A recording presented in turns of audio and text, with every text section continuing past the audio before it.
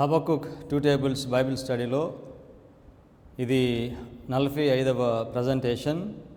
మన అంశము అరణ్యంలో స్వరము, వాయిస్ ఇన్ విల్డర్నెస్.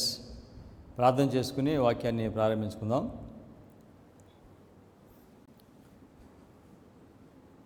సర్వశక్తి కలిగిన మా పరలోకపు తండ్రి, అంత్యకాలమునకు సంబంధించిన వర్తమానము మీరు మాకు అనుగ్రహించి సంఘమును కృపకాలమునకు రాకడ కొరకు సిద్ధపడే వర్తమానాన్ని బోధించే ఆధిక్యతను మీరు మాకు అనుగ్రహించారు.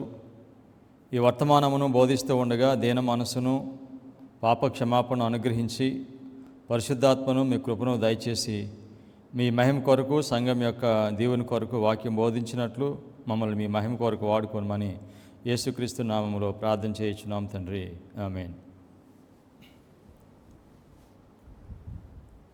యెషయా 6వ అధ్యాయంలో యెషయా ఒక దర్శనము చూస్తాడు. ఆ దర్శనము చూసిన తరువాత అతని యొక్క పాపపు స్థితిని గ్రహిస్తాడు. బలిపీఠం మీద నుండి ఒక దూత నిప్పును తీసుకొని వచ్చి ఆయన పెదవులకు తగిలించినప్పుడు ఆయన పాపమునకు ప్రాయశ్చిత్తం కలుగుతుంది. అప్పుడు యెహోవా నిన్ను ఎవరిని పంపుదును అని అడిగిన ప్రశ్నకు నన్ను పంపమని యెషయా చెప్తాడు. యెషయా ఈ వర్తమానము ఆహాజు రాజుకు బోధించడానికి 7వ అధ్యాయంలో వెళ్తాడు. యెషయా ఈ వర్తమానం బోధించడానికి వెళ్ళినప్పుడు తన కుమారుణ్ణి తనతో పాటు తీసుకుని వెళ్తాడు. యెషయా తర్వాత తన కుమారుడు షయర్యాషుబు, వీరిద్దరూ దేవుని ప్రజలకు వీరొక సూచనలుగా ఉన్నారని వాక్యం మనకు తెలియచేస్తుంది. యెషయా 8వ అధ్యాయము 18వ వాక్యము. ఇదిగో నేనను యెహోవా నాకిచ్చిన పిల్లలను సియోను కొండ మీద నివసించు సైన్యములకు అధిపతియగు యెహోవా వలన సూచనలుగాను మహత్కార్యములుగాను ఇశ్రాయేలీయుల మధ్య ఉన్నాము. యెషయా తన యొక్క కుమారుడు వారు దేవుని ప్రజలకు సూచనగా ఉన్నారు. యెషయా ఎవరికి సూచనగా ఉన్నాడనంటే, తిరిగి పురాతన మార్గంలోకి రండి అనే వర్తమానం అంగీకరించి నా వాడికి సూచనగా ఉన్నాడు. తన కుమారుడు షయర్యాషుబు దేనికి సూచనగా ఉన్నాడంటే, యెషయా ఆయన శుద్ధి చేయబడిన తర్వాత దేవుని ప్రజలకు వర్తమానాన్ని బోధిస్తాడు. ఆ వర్తమానం అంగీకరించిన వారికి తన కుమారుడు సూచనగా ఉన్నారు. అందుకనే నేనను నా కుమారులు దేవుని మధ్యన సూచనలుగా ఉన్నామని చెప్పారు. యెషయా 7వ అధ్యాయం 3వ వాక్యంలో యెషయా ఈ వర్తమానం తీసుకొని ఆహాబు రాజు దగ్గరికి వెళ్తాడు. ఆ వాక్యాన్ని చదువుదాం. యెషయా 7వ అధ్యాయము 3వ వచనము. అప్పుడు యెహోవా యెషయాతో ఇలాగు సెలవిచ్చెను, ఆహాజు ఎదుర్కొనుటకు నీవును నీ కుమారుడైన షయర్యాషుబును సాకిరేవు మార్గము నా పై కోనేటి కాలువ కాడకు పోయి అతనితో ఇలాగూ చెప్పుము. యెహోవా యెషయాను ఎక్కడికి వెళ్ళమని చెప్పాడు? సాకిరేవు మార్గమున పై కోనేటి కాలువ కడకు వెళ్ళమని చెప్పాడు. దీనిలో 4 మాటలు ఉన్నాయి. ఈ 4 మాటల్ని మనం గమనించాలి. మరొకసారి ఈ వాక్యాన్ని మనం చదువుదాం. అప్పుడు యెహోవా యెషయాతో ఎలాగూ సెలవిచ్చెను, ఆహాజును ఎదుర్కొనుటకు నీవును నీ కుమారుడైన షయర్యాషుబును సాకిరేవు మార్గమున పై కోనేటి కాలువ కడకు పోయి అతనితో ఇలాగూ చెప్పము. ఇంగ్లీష్లో ఏమని ఉందంటే, సాకిరేవు మార్గమున పై కోనేటి కాలువ కడకు అనే దానికి ఇంగ్లీష్లో ఏమని ఉందంటే, highway of the fuller's field at the end of the conduit of the upper pool. 4 మాటలు దీనిలో మనం గమనించాలి. ఒకటి పై కోనేటి, రెండవది కాలువ, మూడవది సాకిరేవు, 4 మార్గము. యెషయా వర్తమానం తీసుకుని వెళ్ళి ఆహాజును కలిసిన ప్రదేశం ఇది. పై కోనేటి కాలువ, సాకిరేవు మార్గము, అక్కడ కలిశాడు. ఈ 4 మాటల యొక్క ఆ భావము, దాని యొక్క ఉద్దేశం ఏంటో మనం అర్థం చేసుకుంటే ఈరోజు వర్తమానము అవుతుంది. పై కోనేటి కాలువ కడకు, కోనేరు. ఈ కోనేరుకు నీళ్లు ఎక్కడి నుంచి వస్తున్నాయి, ఎలా వస్తున్నాయి? ఈ కోనేటికి నీళ్ళు ఎక్కడి నుంచి వస్తున్నాయి అంటే గీహాను అనే ఒక సహజమైన ప్రవాహం నుండి వస్తున్నాయి. గీహాను అంటే అర్థం ఏమిటంటే గషింగ్ ఫోర్త్ అనగా ఉబుగుట అని అర్థము. అనగా ఈ పై కోనేరుకు కాలువ ద్వారా గీహాను అనే సహజమైన ప్రవాహం నుండి నీళ్లు వస్తున్నాయి. ఈ గీహాను అనే ఈ సహజమైన ప్రవాహము ఇది యెరూషలేముకు బయట ఉంది. సొలొమోన్ని రాజుగా అభిషేకించినప్పుడు సోదోకు యాజకుడు తర్వాత నాతాను ప్రవక్త వీళ్ళిద్దరూ వెళ్ళి ఈ గోహాను ప్రాంతంలోనే దీనిలోనే ఆయనను అభిషేకిస్తారు. అక్కడే అభిషేకించడము జరుగుతుంది. కనుక ఈ కోనేటికు నీళ్ళు ఎక్కడి నుంచి వస్తున్నాయి అంటే గీహాను అనే ఈ సహజమైన ప్రవాహం నుండి వస్తున్నాయి. ఇది యెరూషలేముకు బయట ఉంది. హిజ్కియా అనే రాజు మీదకి సెనహరీబు అషూరు రాజు యుద్ధానికి రాబోతున్నాడు. ఈ విషయం తెలుసుకుని హిజ్కియా యెరూషలేము బయటికి వెళ్ళి ఈ సహజమైన ప్రవాహమును వారికి కనపడకుండా దానిని కప్పివేస్తాడు. కప్పివేసి ఈ గీహాను ఈ సహజమైన ప్రవాహం నుండి ఒక కాలువ తవ్వుతాడు. ఈ కాలువ ఎక్కడి వరకు వస్తుంది? యెరూషలేములోకి వస్తుంది. ఈ కాలువలో ఈ యొక్క గీహానులో నుండి నీళ్లు కాలువ ద్వారా యెరూషలేముకు వస్తాయి. యెరూషలేముకు వచ్చిన ఈ నీళ్లు ద్వారా సిలోయము అనే కోనేరు ఏర్పడుతుంది. ఈ సిలోయం అనే ఈ నీళ్లు ఎక్కడి నుంచి వస్తున్నాయి? గీహాను అనే సహజమైన ప్రవాహం నుండి వస్తున్నాయి. గీహాను అనే ఈ నది మొట్టమొదటిగా మనం ఎక్కడ చూస్తాము? ఆదికాండము ఏదైనా తోటలో చూస్తాం. ఏదైనా తోటలో ఒక నది ఉంది. ఆ నది 4 భాగాలుగా చీలిపోతుంది. 4 భాగాలుగా చీలిపోయినప్పుడు అందులో ఒక నది పేరు గీహోను. అనగా ఇది ప్యారడైజ్లో ఉన్న నది. దీనిలో ఒకటి గమనించాలి. హిజ్కియా ఆయన కాలువ తవ్వాడు. ఆ కాలువ ద్వారా యెరూషలేములో ఇంకా నీళ్ళు వస్తున్నాయి. ఆ నీళ్ళ ద్వారా సిలోయమ అనే నది ఏర్పడుతుంది. కనుక ఈ కాలువకి ఆ పైన ఈ చివర పైన గీహోను నది ఉంది, దాని చివర సిలోయమ అనే నది ఉంది. ఈ సిలోయమ అనే నదిలోనికి ఆ నీళ్లు లేకపోతే ఈ కోనేటిలోనికి నీళ్లు వస్తున్నాయి. ఈ నీళ్లు ద్వారానే యేసుక్రీస్తు వారు ఆ గ్రుడ్డివాడిని స్వస్థపరిచాడు. మట్టి తీసుకుని మట్టి మీద ఉమ్ము వేసి దాన్ని కలిపి కళ్ళ మీద పూసి అన్నాడు, నువ్వు శీలయము కోనేటికి వెళ్ళి నువ్వు కాళ్ళు కడుక్కోమని చెప్పినప్పుడు కాళ్ళు కడుక్కుంటాడు, అతనికి చూపు వస్తుంది. అనగా శీలోయము అనేది దేవుడు ఇచ్చే వర్తమానమునకు సూచనగా ఉంది. ఆ వర్తమానమును అంగీకరిస్తే గుడ్డివారు చూపు కలుగుతుంది. యోహాను సువార్తలో 4వ అధ్యాయంలో సమరయ స్త్రీ నీళ్లు చేతుకోవడానికి వచ్చినప్పుడు యేసుక్రీస్తు వారు అక్కడికి వెళ్తే యేసుక్రీస్తు వారు ఆవిడతో ఈ మాటలు చెప్పారు. యోహాను సువార్త 4వ అధ్యాయము 13-14 వచనాలు. అందుకు యేసు, ఈ నీళ్లు త్రాగు ప్రతివాడును మరలా దప్పుకొనును, నేనిచ్చు నీళ్లు త్రాగు వాడెప్పుడునూ దప్పుకొనడు, నేను వానికిచ్చు నీళ్లు నిత్య జీవమునకై వానిలో ఊరెడి నీటి బొగ్గ. గీహోను అంటే అర్థం ఏంటి? Gushing fourth. ఊరెడి నీటి బొగ్గ అంటే గషింగ్ ఫోర్త్. యేసుక్రీస్తు వారు అంటున్నారు, నీవు ఈ బావుల నీళ్లు తాగితే నీకు మళ్ళా దాహం వేస్తుంది, కానీ నేను నీళ్ళు ఇస్తున్నాను. ఎక్కడ నీళ్ళు ఇస్తున్నాను? నేను నీకు గీహోను నుండి వచ్చే నీళ్ళను నేను నీకు ఇస్తున్నాను. ఈ నీళ్లను నువ్వు తాగితే నీకు నిత్య జీవము కలుగుతుందని చెప్పాడు. ఈ గీహోను నీళ్లు ఎక్కడున్నాయి? గీహోను నుండి అవి కాలువ ద్వారా ఎక్కడికి వస్తున్నాయి? యెరూషలేములోనికి వస్తున్నాయి. యెరూషలేములో ఉన్న ఆ నీళ్లు ద్వారా ఒక గ్రుడ్డివాడిని స్వస్థపరిచాడు. ఇప్పుడు ఈ లోకం యొక్క అంతంలో ఎవరు గ్రుడ్డివారు? లౌదీకియా సంఘస్థులు గుడ్డివారు. వారికి చూపు కలగాలనంటే సిలోయం అనే ఆ కోనేటికి వెళ్ళి ఆ నీళ్లు చేత వారు తమను తాము స్వస్థపరచుకోవాలి. అయితే ఈ సిలోయం అనే ఈ కోనేటికి నీళ్లు గీహోను అనే ప్రదేశం నుండి సహజమైన ప్రవాహం నుండి వస్తున్నాయి. ఈ గీహోను ఎక్కడిది? ఏదైనా తోటని ప్యారడైజ్ అనే భావం ఉంది. అనగా ఈ సిలోయం అనే నదికి పరలోకం నుండి నీళ్లు వస్తున్నాయి. దేని ద్వారా వస్తున్నాయి? కాలువ ద్వారా వస్తున్నాయి. శీలోయముకు. ఈ కాలువ దేనికి సూచనగా ఉంది? యేసుక్రీస్తు వారికి సూచనగా ఉంది. శీలోయము అనేది పరలోకం నుంచి వచ్చే వర్తమానము. ఈ వర్తమానము ఈ కాలువ ద్వారా వస్తుంది. ఇంగ్లీష్లో దీన్ని అన్నాడంటే ఏమని చెప్పాడంటే కాండ్యూయిట్ అని చెప్పాడు. దీని నుండి నీళ్లు శీలోయముకి వస్తున్నాయి.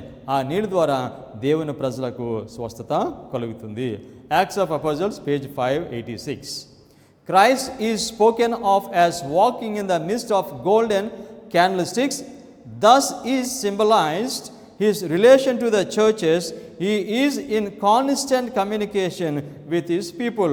ప్రకటన 2వ అధ్యాయంలో యేసుక్రీస్తు వారు దీపస్తంభం మధ్యన సంచరించుచున్న వాణిగా తాను బయలుపరుచుకుంటున్నాడు. యేసుక్రీస్తు వారు దీపస్తంభముల మధ్య సంచరించడం దేనికి సూచనగా ఉందంటే ఆయన దేవుని ప్రజలతో ఎల్లప్పుడూ కూడా మాట్లాడతాడు, వారితో సంభాషిస్తాడు అనడానికి సూచనగా యేసుక్రీస్తు వారు ఆయన దీపస్తంభముల మధ్యన తిరుగుతున్నారు. ఈ దీపస్తంభం అంటే సంఘాల మధ్య ఆయన తిరుగుతున్నారు. అనగా దేవుని ప్రజలకు యేసుక్రీస్తు వారు ఎప్పుడు కూడా నిత్యము ఆయన వారితో మాట్లాడతాడు, వారికి కావలసిన సత్యాన్ని ఇస్తాడు. దీన్ని వేరే విధంగా కూడా మన పరిశుద్ధ గ్రంథంలో చూపిస్తుంది. Christian education page 155. The ladder which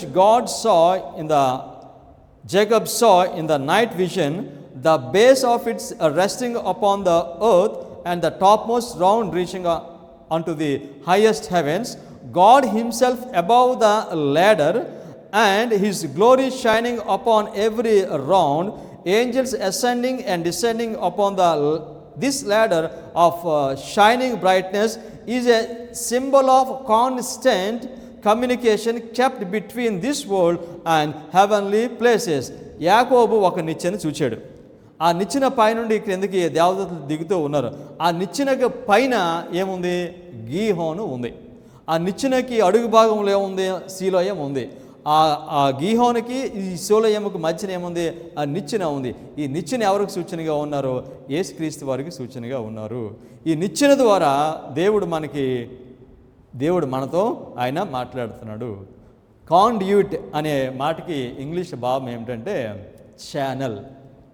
మనకి దేవుడు మనతో ఎలా మాట్లాడుతున్నాడు? యేసుక్రీస్తు ద్వారా మాట్లాడుతున్నాడు. ఆ కాలువ ద్వారా మనకు నీళ్లను ఇస్తున్నాడు. ఈ స్టేట్మెంట్ కంటిన్యూస్. ఈ స్టేట్మెంట్ కొనసాగుతుంది. God accomplishes his will through the instrumentality of heavenly angels in continual intercourse with humanity. This ladder reveals a direct and important channel of communication with the inhabitants of this earth. The ladder represented to Jacob the world's redeemer who links earth and heaven together. ఈ నిచ్చెన దేనికి సూచనగా ఉంది? నిత్యము మనతో దేవుడు మాట్లాడతాడు అని చెప్పడానికి సూచనగా ఉంది. ఈ నిచ్చెన యేసుక్రీస్తు వారికి సూచనగా ఉంది. ఈ నిచ్చెన గురించి మాట్లాడుతున్నాడు. ఛానల్ అని చెప్పాడు. ఛానల్ అంటే కాండ్యూయిట్, కాలువ.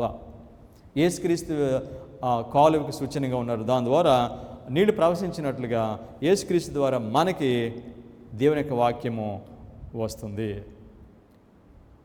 ఈ నిచ్చెనకు పైన గీహోను నది ఉంది. గీహోను సహజమైన ప్రవాహం ఉంది. ఆ ప్రవాహం నుండి నీళ్లు దేవుని యొక్క వాక్యము కాలువ ద్వారా యెరూషలేములో ఉన్న శీలోయముకు వస్తున్నాయి. ఆ శీలోయంలో ఉన్న ఈ వర్తమానం ద్వారా దేవుని ప్రజలు స్వస్థపరచబడుతున్నారు. ఈ విధంగా దేవుడు ఆయన ప్రజలతో ఎప్పుడు కూడా నిత్యము మాట్లాడతాడు, సంభాషిస్తాడు అని చెప్పడానికి వేరే సింబల్స్ని కూడా దేవుడు మనకి మాదిరిగా పెట్టాడు. సిలువ కూడా దానికి సూచనగానే ఉంది. Medical ministry May 1, 1891. The cross of Calvary is placed between heaven and earth as a perpetual memorial, calling the attention to a holier world than this. It is the medium, channel and medium ఒకటే. This is the medium of a constant communication with the world of light. మనం చాలాసార్లు సిలువ గురించి మాట్లాడినప్పుడు యేసుక్రీస్తు వారు సిలువలో మరణించారు అని మనం అనుకుంటాం. కానీ దీనిలో ఇంకా ఉన్న ఆ లోతైన భావం ఏంటంటే, యేసుక్రీస్తు వారు మరణించిన ఆ సిలువ దేనికి సూచనగా ఉందంటే, దేవుడు ఆయన సంఘముతో లేకపోతే ఆయన ప్రజలతో నిత్యము ఆయన మాట్లాడతాడు, వారికి కావలసిన సత్యాన్ని ఇస్తాడు అని మనకి సిలువ జ్ఞాపకము చేస్తుంది. అనగా సిలువను మనం చూస్తే దాన్ని జ్ఞాపకం చేసుకుంటే దేవుడు ఆయన ప్రజలకి ఎల్లప్పుడూ కూడా ఆయన వాళ్ళతో మాట్లాడి వారికి కావాల్సిన సత్యాన్ని ఇస్తాడని తెలియచేస్తుంది. ఏ విధంగా దేవుడు వర్తమానాన్ని ఇస్తాడు సింబాలిక్గా మనం చూస్తాము.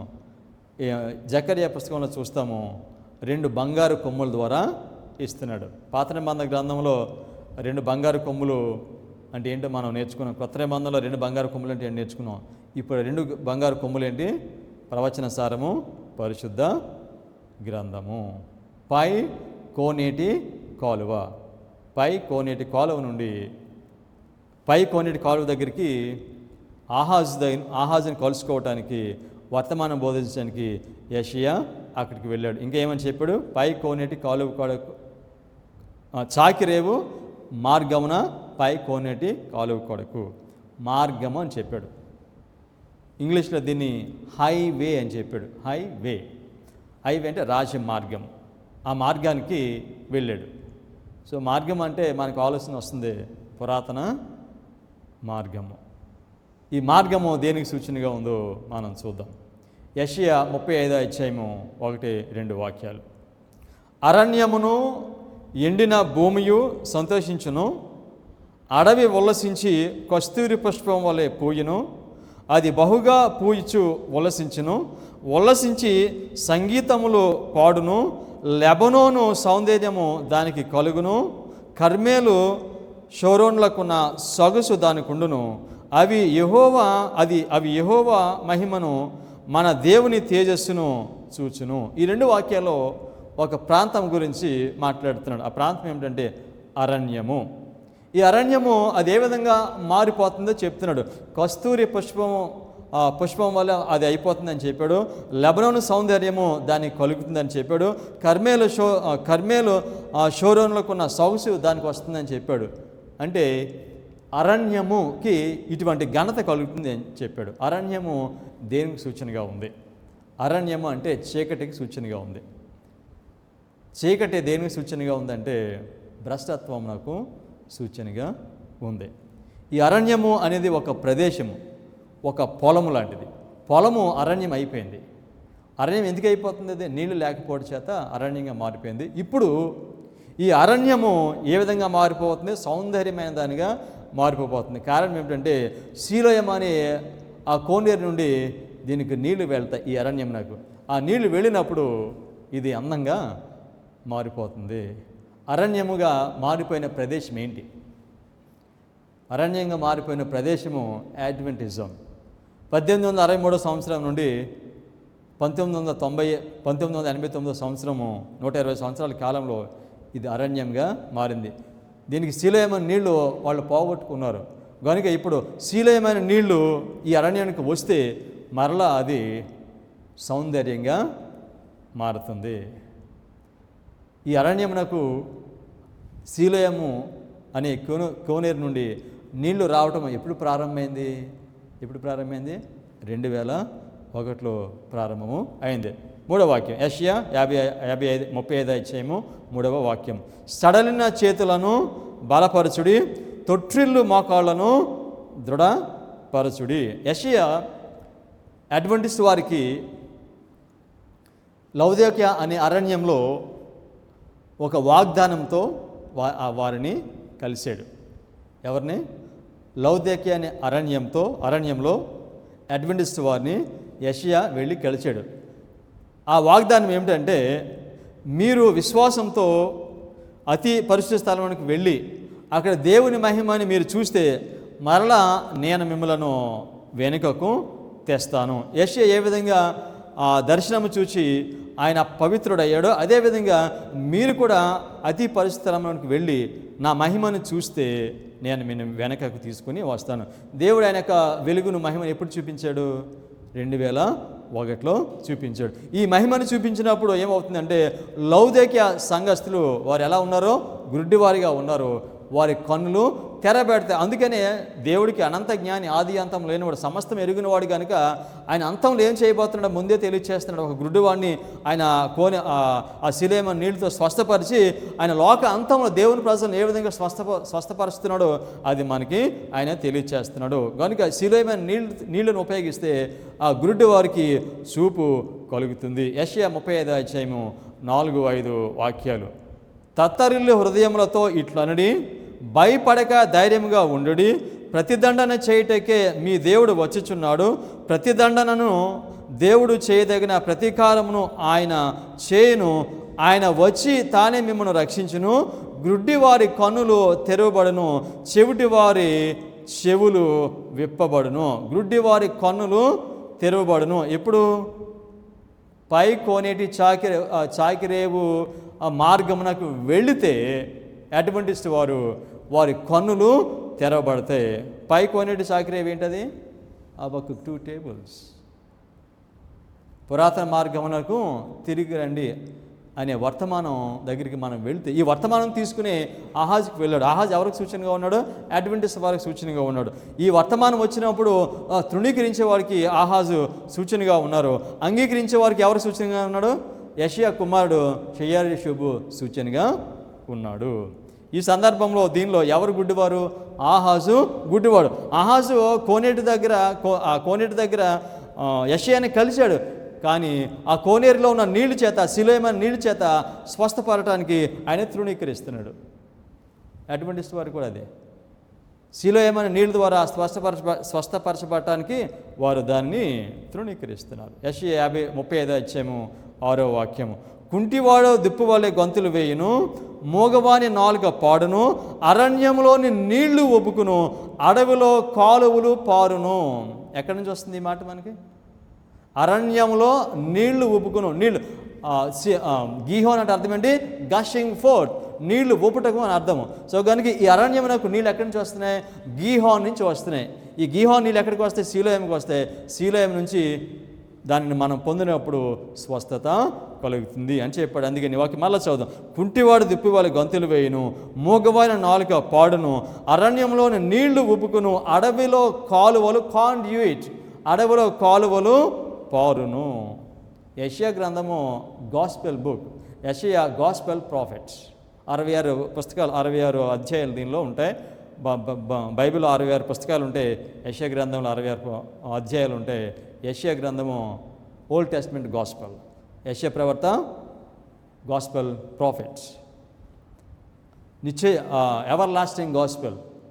మనకి అంత్యకాలం జీవించే ప్రజలకు ఈ పుస్తకం నుండి వస్తుంది. యెషయా 35, 7, 8 వాక్యాలు. ఎండమాములు మడుగులగును, ఎండిన భూమిలో నీటి బుగ్గలు పుట్టును. ఎండిన భూమి అంటే అరణ్యము. 1863 to 1989. ఎండిన భూమిలో నీటి బుగ్గలు పుట్టును, నక్కల పండుకొనిన వాటి ఉనికి పట్టులో జమ్మును, తుంగగడ్డయు మేతయు పుట్టును.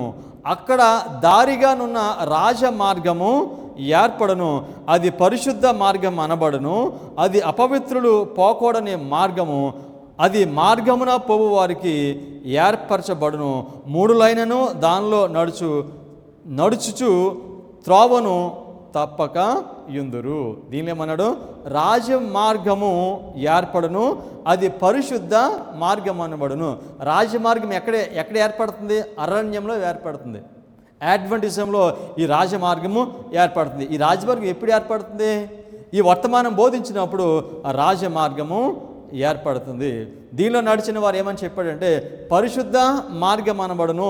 1843 చార్ట్, 1850 చార్ట్, ఓల్డ్ పార్ట్స్. ఈ మార్గం ఏమంటున్నారంటే పరిశుద్ధ మార్గము.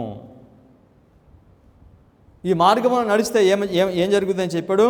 3 లైనను దానిలో నడుచుచు త్రోవను తప్పక యుందురు. ఎవరైతే ఈ మార్గంలో నడుస్తారో వారికి త్రోవ నుంచి తప్పిపోరు. ఎందుకనగా బుద్ధి లేని కన్యకులు వారి బుద్ధి కలిగిన కన్యకులు అవుతారు. అందుచేత వారికి త్రోవ తప్పి వెళ్ళరు. ఈ వర్తమానం అంగీకరిస్తే ఆధ్యాత్మిక బలము పరిశుద్ధాత్మ శక్తి మనిషికి కలుగుతుంది కనుక ఆ మనిషి ఇక తప్పిపోడు. అందుకే అన్నాడు 3 లైనను ఫూలిష్ వర్జిన్స్ వారి వర్తమానాన్ని అంగీకరిస్తే వారి యొక్క మార్గాన్ని తప్పిపోరు, నీతి మార్గంలో వారు నడుస్తారు. యెషయా 35:9-10 వాక్యాలు. అక్కడ సింహం ఉండదు, క్రూర జంతువులు ఎక్కవు, అవి అక్కడ కనబడవు, విమోచింపబడిన వారే అక్కడ నడుచుదురు, యెహోవా విమోచించిన వారు పాటలు పాడుచు తిరిగి సియోనునకు వచ్చెదరు, వారి తల మీద నిత్యానందముండును, వారు ఆనంద సంతోషములు గలవారై వచ్చెదరు, దుఃఖమును నిట్టూర్పును ఎగిరిపోవును. ఈ మార్గంలోనికి ఎవరు వస్తారని చెప్పాడు ఈ వాక్యంలో? విమోచింపబడిన వారే అక్కడ నడుచుదురు. ఈ మార్గంలో ఎవరు నడుస్తారు? విమోచింపబడిన వారు, రక్షింపబడిన వారు, ఆ రక్షణ మార్గంలో ఉన్నవారు, దేవుని వాక్యాన్ని ప్రేమించేవారు, నీతి మార్గాన్ని అనుసరించి నడవాలనుకునే వారు మాత్రమే ఈ మార్గంలో నడుస్తారు. విమోచింపబడిన వారు. నేను అందుకే చాలాసార్లు చెప్తాను, ఈ వర్తమానము దేవుని ప్రజలను గుర్తిస్తుంది. ఈ వర్తమానం వచ్చిన తర్వాత ఈ వర్తమానం తృణీకరించడం అంటే పరిశుద్ధాత్మ లేకపోతేనే ఈ వర్తమానం తృణీకరిస్తారు. పరిశుద్ధాత్మ ఉంటే ఈ వర్తమానాన్ని తృణీకరిస్తారు. అందుకని ఇది లేటర్ రెయిన్ మెసేజ్, కడవరి వర్షం యొక్క వర్తమానము. విశ్రాంతి దినము నాన్ అడ్వెంటిస్ట్ వారికి బోధించినప్పుడు దేవుని ప్రజలను ఏ విధంగా గుర్తిస్తుందో, అడ్వెంటిస్ట్ వారికి మీరు తిరిగి పురాతన మార్గంలోకి రండి, హబక్కూకు 2 టేబుల్స్ గురించి వర్తమానం బోధించినప్పుడు పరిశుద్ధాత్మ చేత నడిపింపబడితేనే ఈ వర్తమానం అర్థమవుతుంది, లేకపోతే వారికి అర్థం కాదు. అందుకని చెప్తున్నాడు, విమోచింపబడిన వారే అక్కడ నడుచుదురు. ఆహాజు దగ్గరికి యెషయా వర్తమానం తీసుకుని వెళ్ళాడు. ఏం వర్తమానం అది? కడవరి వర్షం యొక్క వర్తమానము. ఈ వర్తమానం ఎవరికి? లౌదీకీయ సంఘమునకు. ఈ వర్తమానం వీరికి బోధించే మొట్టమొదటి వర్తమానం ఏమిటి? 25:20 ప్రవచనం. ఆహాజుకి యెషయా బోధించిన వర్తమానము 25:20 ప్రవచనం. యెషయా గ్రంథంలో అంత్యకాలంలో ఏం జరగబోతుందో దేవుని ప్రజలకు తెలియచేస్తున్నాడు. 40వ అధ్యాయం చదువుదాం. యెషయా గ్రంథం, యెషయా 40వ అధ్యాయము మొదటి నుంచి కొన్ని వాక్యాలు చదువుదాం. యెషయా మొదటిగా 1-2 వాక్యాలు చదువుదాం. యెషయా 40:1-2. మీ దేవుడు సెలవిచ్చిన మాట ఏదనగా, నా జనులను ఓదార్చుడి, యెరూషలేముతో ప్రేమగా మాట్లాడుడి, ఆమె యుద్ధకాలము సమాప్తమయ్యను, ఆమె దోష రుణము తీర్చబడెను, యెహోవా చేతి వలన ఆమె తన సమస్త పాపముల నిమిత్తము 2 అంతలు పొందినను సమాచారము ఆమెకు ప్రకటించుడి. ఏమని చెప్పాడు ఈ మాటలో? ఆమె దోష రుణము తీర్చబడను, యుద్ధకాలము సమాప్తమాయను. ఎవరి యుద్ధకాలము? యెరూషలేము యొక్క యుద్ధకాలము సమాప్తమాయను గనుక ఆమె దోషమునకు ఆమె దోష రుణము తీర్చబడుతుందని చెప్పాడు. యెరూషలేము దేనికి సూచనగా ఉంది? యెషయా యెహెజ్కేలు 7, 8, 9, 10 అధ్యాయాల్లో యెరూషలేము గురించి మాట్లాడుతూ ఉన్నాడు. మిసెస్ వైట్ అన్నారు, ఇది అడ్వెంటిస్ట్ సంఘమునకు సూచనగా ఉందని చెప్పారు, దేవుని ప్రజలకు. కనుక యెరూషలేముతో ప్రేమగా మాట్లాడి ఆమె యుద్ధకాలము సమాప్తమాయను. అరణ్యంలో నుండి బయటకు వచ్చే సమయము వారికి వచ్చింది. ఆమె దోష రుణము తీర్చబడను. దోష రుణము తీర్చబడటం అనేది ఎప్పుడు జరుగుతుంది? అది పరిశీలన తీర్పు జరిగినప్పుడు జరుగుతుంది. మన పాపం ఎప్పుడు ఆయన పరిశీలించి ఆ గ్రంథంలో నుంచి ఆయన తీసివేస్తాడు, ఎప్పుడు కొట్టివేస్తాడు? పరిశీలన తీర్పు జరిగినప్పుడు. 1844లో చనిపోయిన నీతిమంతుడికి తీర్పు ప్రారంభమైంది, కానీ 2001లో బ్రతుకున్న అడ్వెంటిస్ట్ వారికి తీర్పు ప్రారంభమైంది.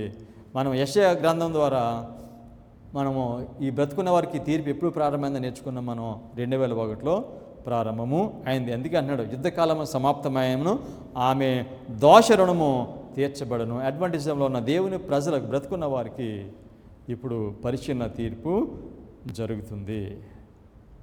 వారి పాపములు పరలోకపు గ్రంథాల నుంచి పుట్టివేయడం జరుగుతుంది. ఈ వర్తమానం మా మనుషుల దగ్గరికి వస్తుంది. ఆ విమోచింపబడిన వారి దగ్గరికి ఈ వర్తమానం వస్తుంది. ఈ వర్తమానం వచ్చినప్పుడు వాళ్ళు అంగీకరిస్తారు, వారు బ్రతుకున్న వారికి తీర్పు జరుగుతుంది. అప్పుడు వారి పాపములు ఆ గ్రంథం నుండి తీసివేయటము జరుగుతుంది. 40:3 వాక్యం. యెషయా, ఆలకించుడి, అడవిలో ఒకడు ప్రకటించుచున్నాడు, ఎట్లనగా అరణ్యంలో యెహోవాకు మార్గము సిద్ధపరచుడి, ఎడారిలో మా దేవుని మార్గము సరళము చేయుడి. ఎడారిలో దేవుని మార్గము సరళం చేయుడి. ఎడారి అంటే అడ్వెంటిజం, దేవుని మార్గం అంటే చార్ట్స్, ఏమైనా సత్యాలు. సో కనుక అరణ్యంలో మీరు దేవుని మార్గాన్ని మీరు ఎండిపోయి ఉన్న ఈ అరణ్యానికి మీరు నీళ్లు పెట్టండి. ఈ వర్తమానం బోధించండి వాళ్ళకి. ఆ వర్తమానం బోధించినప్పుడు ఏం జరుగుతుంది? మార్గము సరళము అవుతుంది, మార్గము ఏర్పడుతుంది. ఈ విధంగా అరణ్యంలో మార్గము వేయటము ఎప్పుడు ప్రారంభించారు? 2001. ప్రకటన 18వ అధ్యాయంలో బలిష్ఠుడైన దేవదూత పరలోకం నుంచి వచ్చినప్పుడు ఆయన మహిమ చేత భూమి అది ప్రకాశిస్తుంది. అప్పుడు ఈ అరణ్యంలో మార్గము వేయటము జరిగింది. ఈ మార్గంలోకి వచ్చిన వారందరూ కూడా విమోచింపబడిన వారు. యెషయా 40:4 ప్రతి లోయను ఎత్తు చేయవలను, ప్రతి పర్వతమును ప్రతి కొండను అణచవలను, వంకరివి చక్కగాను చురుకైనవి సమానముగాను ఉండవలను. యెహోవా మహిమ బయలుపరచబడును, ఒకడు తప్పకుండా సర్వ శరీరులు దాన్ని చూచెదరు, ఇలాగున జరుగునని యెహోవా సెలవిచ్చుచున్నాడు. యెహోవా మహిమ బయలుపరచబడును. ఎప్పుడు? 2001లో యెహోవా మహిమ బయలుపడబడింది. ఒకడును తప్పకుండా సర్వ శరీరులు చూచెదరు. ట్విన్ టవర్స్ కూలిపోయిన అందరికీ తెలుసు అంటారా? లోకంలో ఏ దేశంకైనా ట్విన్ టవర్స్ కూలిపోయిన తెలియని వారు ఉన్నారంటారా? అందరికీ తెలుసు. కానీ ట్విన్ టవర్స్ కూలిపోయిన 2001లో అందరూ మాట్లాడతారు. కానీ దాని వెనకాల ఏమి ప్రవచనం ఉంది, దేవుడు ఏం వర్తమానం ఇచ్చాడో అప్పటి నుండి అనే విషయము దాదాపుగా ఎక్కువ మందికి అది తెలీదు. ప్రకటన 18వ అధ్యాయంలో దేవుని మహిమను చూపించాడు. యెషయా దేవుని మహిమను చూసిన తర్వాత ఆయన పురాతన మార్గానికి సంబంధించిన వర్తమానం బోధించడానికి ఆహాజ్ దగ్గరికి వెళ్తాడు, అనగా అడ్వెంటిజం వారి దగ్గరికి వెళ్తాడు. యెషయా 62:6-8 యెషయా 62:6-8 వరకు. యెరూషలేమా, నీ ప్రకారముల మీద నేను కావలి వారిని ఉంచి ఉన్నాను, రేయైనను పగలైనను వారు మౌనంగా ఉండరు. ఎప్పటి నుండి? 2001 నుండి అరణ్యమునకు వర్తమానం బోధిస్తారు. వీడు రేయైనను పగలైనను వారు మౌనముగా ఉండరు. యెహోవా జ్ఞాపకర్తలారా, విశ్రమింపకుడి. ఆయన యెరూషలేమును స్థాపించే వరకు, లోకమంతటా దానిని ప్రసిద్ధి కలుగజేయ వరకు ఆయనను విశ్రమింపనీయకుడి. తన దక్షిణ హస్తము తోడనియు బాహుబలము తోడనియు యెహోవా ఇలాగున ప్రమాణం చేసెను, నిశ్చయముగా ఇకను నీ ధాన్యము నీ శత్రువులకు ఆహారముగా నేను ఇయ్యను, నీవు ప్రయాసపడి తీసిన ద్రాక్షారసమును అన్యులు తాగరు. దేవుడు 1840 నుండి 44 వరకు ఇచ్చిన ఈ ప్రవచనాలు, దానిలో ప్రకటన గ్రంథంలో ప్రవచనాలు నేను మళ్ళా వెనక్కి తీసుకొస్తాను. ఇవి అన్నిలు కాదు, దేవుని ప్రజలకు మాత్రమే అని దేవుడు ఈ వాక్యంలో చెప్తున్నాడు. ఇది లోకమంతా కూడా ఈ వర్తమానము బోధించబడుతుంది.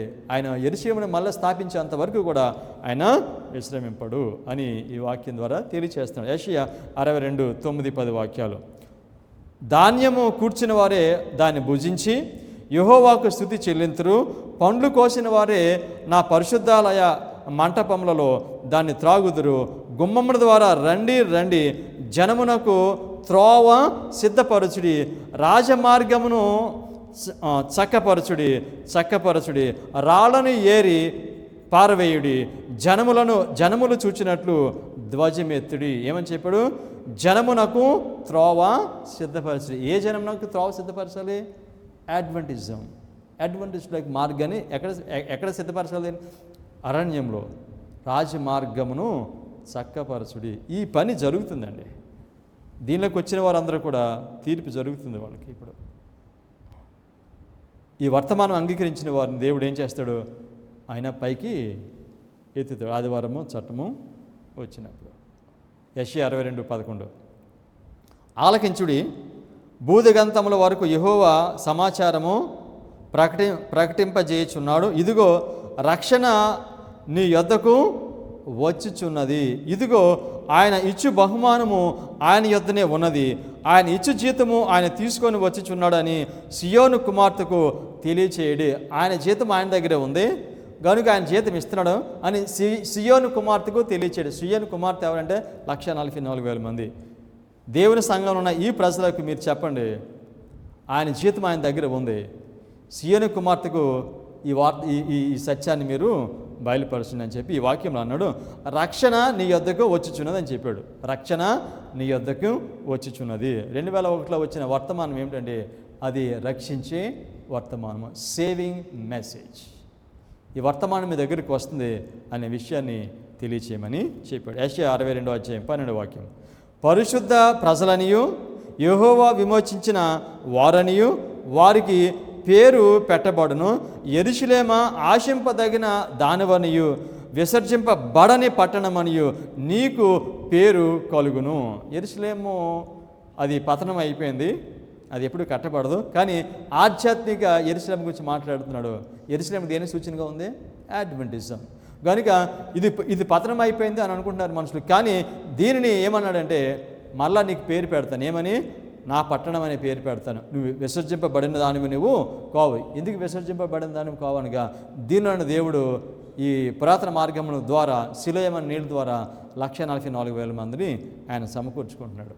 అందుచేత అంటున్నాడు, యెరూషలేమా ఆశింపదగిన దానవనియు విసర్జింపబడని పట్టణమనియు నీకు పేరు కలుగును. నువ్వు నా ప్రజలవని నీకు పేరు కలుగుతుంది. ఈ మాటలో 144,000 మందికి ఈ వర్తమానం అంగీకరించిన వారిని దేవుడు యెరూషలేమా అని పిలుస్తున్నాడు.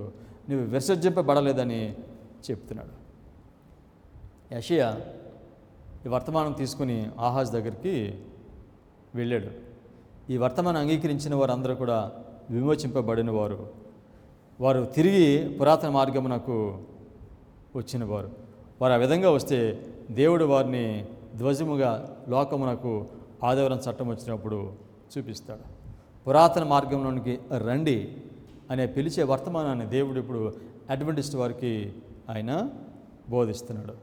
ఆ పురాతన మార్గం నుంచి మనం ప్రక్కకి వెళ్ళిపోయాం, కానీ వెనక్కి రమ్మని పిలుస్తున్నాడు. ఇర్మియా 31:21 ఇశ్రాయేలు కుమారి, సరిహద్దు రాళ్లను పాతించుము, దోవచూపు స్తంభములను నిలవబెట్టుము, నీవు వెళ్ళిన రాజమార్గము తట్టు నీ మనస్సు నిలుపుకొనుము, తిరుగుము, ఈ పట్టణములకు తిరిగి రమ్ము. అడ్వెంటిస్ట్ వారికి ఏం బోధించాలి? సరిహద్దు రాళ్లను పాతించుము, దోవచూపు స్తంభములను నిలవబెట్టుము. వే మార్క్స్ 1840 నుండి 44 మధ్యకాలంలో ఈ దోవ చూపించే స్తంభంలో వేర్ మార్క్స్ని దేవుడు పెట్టాడు ఆయన ప్రజలకు. ఆ మార్గంలో నుండి పడిపోయాం మనం, గారికి ఆ మార్గంలోకి రమ్మని ఆయన పిలుస్తున్నాడు. ఈ మార్గంలోకి మనం ఎలా వస్తాం? పురాతన మార్గంలోనికి వస్తే మనము దేవుని మార్గంలోనికి వస్తాం. ఇర్మియా 31:22 నీవు ఎన్నాళ్ళు ఇటు అటు తిరుగులాడుదువు, విశ్వాసఘాతకురాల, యెహోవా నీ దేశంలో నూతనమైన కార్యము జరిగించుచున్నాడు, స్త్రీ పురుషుని ఆవరించును. ఎన్నాళ్ళు ఇటు అటు తిరుగులాడుదువు? 7 times. 7 కాలంలో 25-20 సంవత్సరములు దేవుని ప్రజలని ఇశ్రాయేలు వారు తిరిగారు అటు ఇటు. ఇప్పుడు అడ్వెంటిస్ట్ వారు 1863 నుండి 1989 ఎంతకాలం తిరుగుతావు? నువ్వు వెనుకకు రా అని ఈ వర్తమానాన్ని అరణ్యంలో ఒక స్వరం వినిపిస్తున్నాడు. ఎండిపోయిన ఈ భూమికి దేవుడు ఆయన స్వరము, ఆయన వర్తమానాన్ని వినిపిస్తున్నాడు. స్త్రీ పురుషుని ఆవరించును. ఈ ఎవరైతే వర్తమానం వింటారో, ఈ సంఘం చెప్పిన వర్తమానము ఇది ప్రజలందరినీ కూడా ఇది ఆవరిస్తుంది. ఇర్మియా 31:23 ఇశ్రాయేలు దేవుడును సైన్యములకు అధిపతి యెహోవా ఇలాగ సెలవిస్తున్నాడు, చెరలో నుండి నేను వారిని తిరిగి రప్పించిన తరువాత యూదా దేశంలోనూ దాని పట్టణంలోనూ జనులు నీతి క్షేత్రమా, ప్రతిష్ఠిత పర్వతమా, యెహోవా నిన్ను ఆశీర్వదించును గాక అను మాట ఇకను వాడుకొందురు.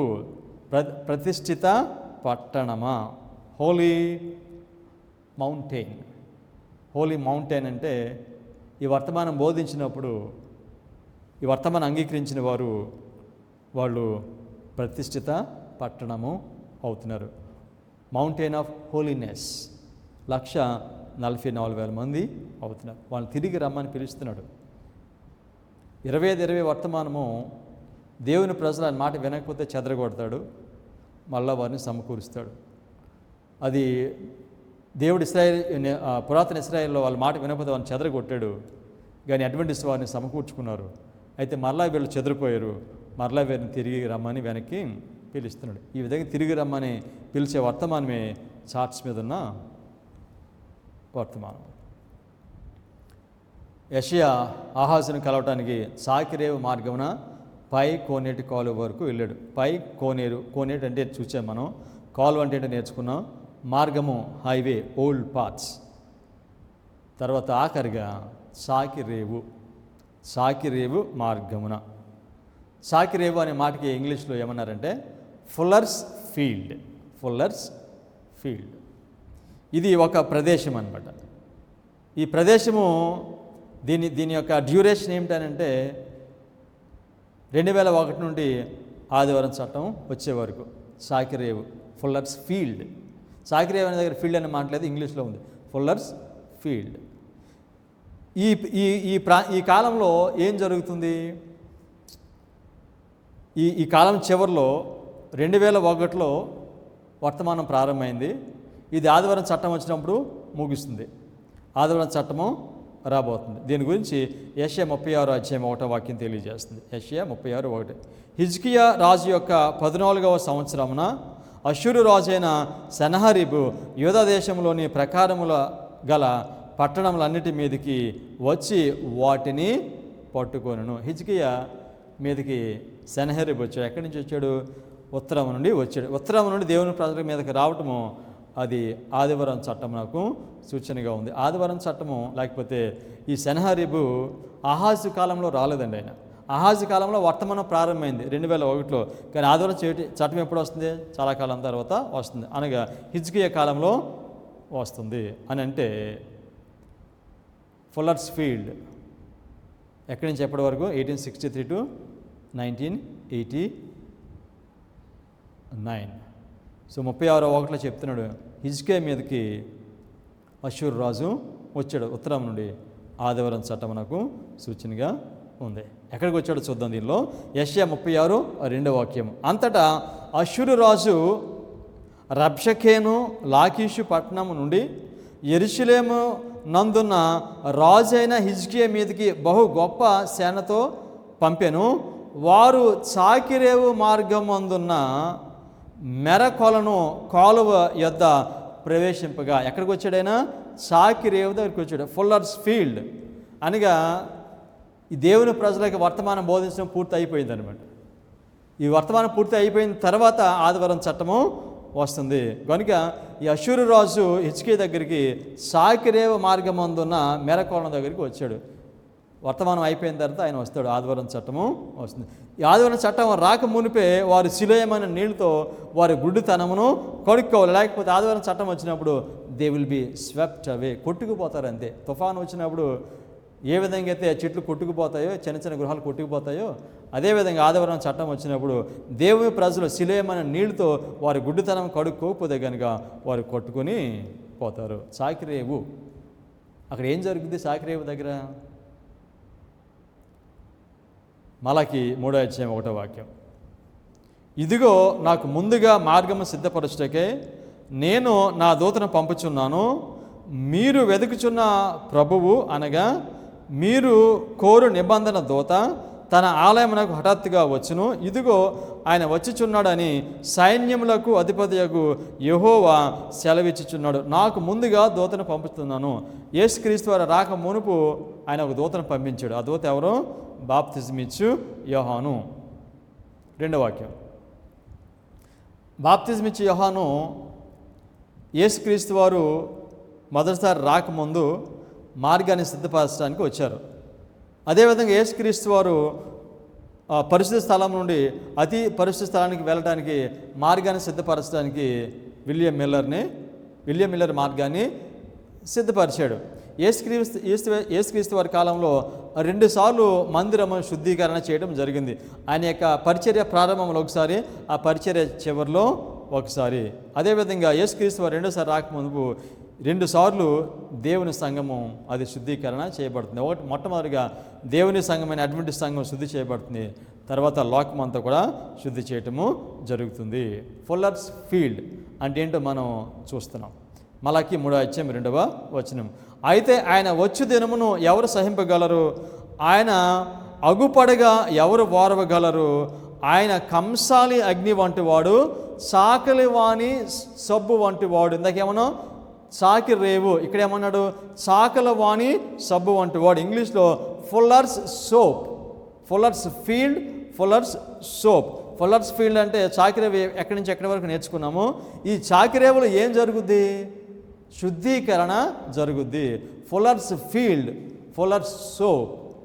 చాకిరేవు, చాకిల వాణి సబ్బు అనగా ఫుల్లర్స్ ఫీల్డ్ దేనికి సూచనగా ఉందంటే శుద్ధీకరణ చేయు ప్రక్రియకు అది సూచనగా ఉంది. చాకిరేవు శుద్ధీకరణ చేయు ప్రదేశం నాకు సూచనగా ఉంది.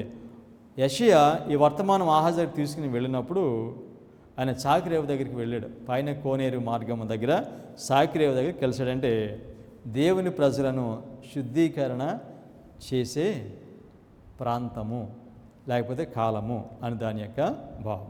మలాకి 3:3 వెండిని శోధించి నిర్మలము చేయవాడైనట్లు కూర్చొని ఉండును, లేవీయులు నీతిని అనుసరించి యెహోవాకు నైవేద్యములు చేయనట్లు వెండి బంగారములను నిర్మలము చేయు రీతిని ఆయన వారిని నిర్మలను చేయను. నిర్మలను చేయటం అంటే పరిశుద్ధపరచడం, పవిత్రపరచడం, శుద్ధీకరణ చేయటం. ఎవరిని చేస్తున్నాడు? దేవుని ప్రజలను. 1,44,000. ఎప్పుడు చేస్తున్నాడు? దేంతో చేస్తున్నాడు? ఫుల్లర్స్ ఫీల్డ్ అని చెప్పాడు, చాకిరేవు దగ్గర అని చెప్పాడు. చాకిరేవు దగ్గర ఏముంది? కోనేరు ఉంది. దీనికి నీళ్ళు నీళ్ళు ఎక్కడి నుంచి వస్తున్నాయి? గీహా నుంచి వస్తున్నాయి. గీహా నుంచి సిలోయంకు నీళ్ళు వస్తున్నాయి. ఈ వర్తమానం ఏమిటంటే హబక్కుక్ 2 tables. ఫుల్లర్స్ ఫీల్డ్లో ఉన్నాం ఇప్పుడు మనం. ఫుల్లర్స్ ఫీల్డ్ చాకిరేవు దగ్గర ఫుల్లర్స్ సోప్ ద్వారా దేవుడు సంఘమును ఆయన శుద్ధి చేస్తాడు. శుద్ధి చేయబడినప్పుడు ఆయనకి ఒక నైవేద్యము వస్తుంది, ఒక ఆఫరింగ్ వస్తుంది ఆయనకి, దేవునికి ఆఫరింగ్ అంటే చూద్దాం. మలాకి 3:4 అప్పుడు మునుపటి దినములలో ఉండినట్లును పూర్వపు సంవత్సరములలో ఉండినట్లును యోదావారును యెరూషలేము నివాసులను చేయు నైవేద్యములు యెహోవాకు ఇంపుగా ఉండును. యోదావారు ఆయన యొక్క నివాసులు చేయు నైవేద్యములు యెహోవాకు ఇంపుగా ఉండును. Pleasant offering. ఎప్పుడు ఈ ప్రజలు చేసే ఈ యొక్క నైవేద్యములు ఆయనకి ఇంపుగా ఉంటాయి? ఆదివారం చట్టం వచ్చినప్పుడు ఇంపుగా ఉంటాయి. ఎందుకనగా అప్పటికి దేవుడు ఆయన చాకిరేవు ఆ ప్రాంత మార్గంలో ఆయన సబ్బుతో వాళ్ళని శుభ్రంగా కడిగేస్తాడు. కనుక వీళ్ళు దేవునికి ఒక నైవేద్యం అంటే ఒక ఆఫరింగ్గా వాళ్ళు ఉంటారు. ఇప్పుడు అడ్వెంటిజంలో ఈ శుద్ధీకరణ పని జరుగుతుంది. దేని ద్వారా? సిలోయం అనే నీళ్ళ ద్వారా ఈ శుద్ధీకరణ జరుగుతుంది. ఈ వర్తమానం వెళ్ళినప్పుడు దాన్ని అంగీకరించేవారు 1,44,000 మంది. మిగతా వాళ్ళు దాన్ని తృణీకరిస్తారు. ఈ వర్తమానం ఇప్పుడు బోధించడం జరుగుతుంది, శుద్ధీకరణ జరుగుతుంది. ఈ శుద్ధీకరణ అయిపోయిన తర్వాత ఆదివారం చట్టం వస్తుంది. అప్పుడు ఈ వర్తమానము నూతన భూమికి వెళ్తుంది, న్యూ ఫీల్డ్కి వెళ్తుంది. ఈ ప్రపంచంలో ఉన్న వేరే సంఘాల వారికి ఈ వర్తమానము వెళ్తుంది. యెషయాకి వర్తమానం ఇచ్చినప్పుడు వర్తమానం తీసుకెళ్ళేటప్పుడు అడుగుతాడు, ఎంతకాలం నేను వర్తమానం బోధించాలంటే ఏమని చెప్పాడు? ఆదివారం చట్టం వచ్చేంతవరకు ఈ వర్తమానమును బోధించాడు. ఈ వర్తమానం బోధించినప్పుడు 1,44,000 మంది వాళ్ళు వస్తారు. వాళ్ళు ఏమని చెప్తారంటే లేవీయులని పిలుస్తారు. ఆదివారం చట్టం వచ్చినప్పుడు వారిని పైకి ఎత్తుతాడు. చాకిరేవు మార్గం ముందు పై కోనేటి కాలువ కొడకు వెళ్ళమని యెషయాకు యెహోవా చెప్పాడు. ఆ మార్గంలో ఆహాజుని కలిశాడు. పురాతన మార్గంలో కలిసి కడవరి వర్షం యొక్క వర్తమానాన్ని 25 వర్తమానాన్ని ఇచ్చాడు. ఆ వర్తమానం తృణీకరించి ఆహాజు గుడ్డివాడిగానే ఉండిపోతాడు.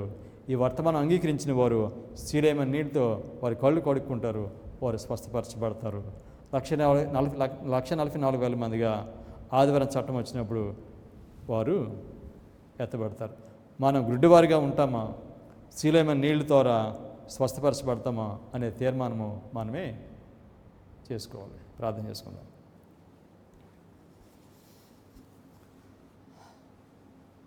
కృపగలిగిన మా పరలోకపు తండ్రి, అడ్వెంటిస్ట్ ప్రజలకు మీరు వర్తమానం అనుగ్రహించారు ప్రభువా. ఈ వర్తమానము అసాధారణమైనది. పరిశుద్ధాత్మ నడిపిస్తేనే మా ప్రభా దీనిని మేము గ్రహించగలుగుతాం. ఈ వర్తమానము పరిశుద్ధ మార్గమని, విమోచింపబడిన వారు దీనిలో నడుస్తారని మీరు చెప్పారు తండ్రి. కనుక మిమ్మల్ని ప్రేమించే మీ ప్రజల దగ్గరికి వర్తమానాన్ని మీరు పంపిస్తున్నారు.